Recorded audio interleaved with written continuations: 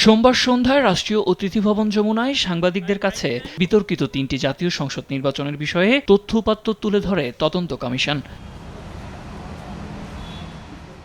এ সময় তদন্ত কমিশন জানায় ২০১৪ সালের নির্বাচনে ১৫৩টি আসনেই বিনা প্রতিদ্বন্দ্বিতায় এবং অবশিষ্ট ১৪৭টিতে প্রতিদ্বন্দ্বিতার নির্বাচন ছিল সম্পূর্ণ পাতানো। সেই সঙ্গে ২০১৮ সালে ৮০% কেন্দ্রে রাতেই ব্যালটে সিল মেরে আওয়ামী লীগের বিজয় নিশ্চিত করা হয়।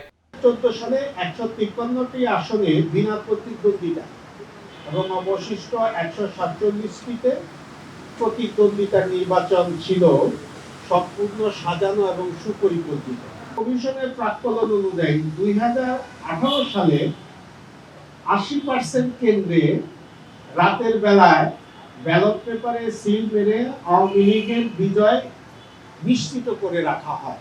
এ সময় ইভিএম প্রকল্প নির্বাচন কমিশনের পরামর্শে নয়, শেখ হাসিনার নিরাপত্তা উপদেষ্টা তারিক আহমেদ সিদ্দিকের চাপিয়ে দেওয়া সিদ্ধান্ত বলেও জানায় তদন্ত কমিশন, যার মূল উদ্দেশ্য ছিল অর্থ আত্মসাৎ।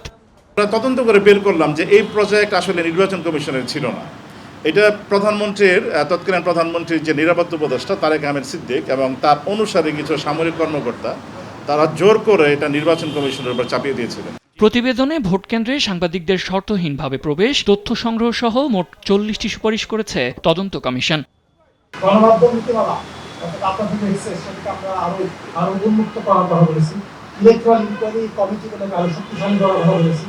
এ সময় গণতন্ত্রের প্রাতিষ্ঠানিকীকরণের স্বার্থে ভবিষ্যতে ২০০৮ সালের নির্বাচন নিয়ে তদন্তের আহ্বান ও কারচুপিতে জড়িতদের শাস্তি নিশ্চিতের দাবি জানান তারা। সাদ আহমেদ, দেশ টিভি, ঢাকা।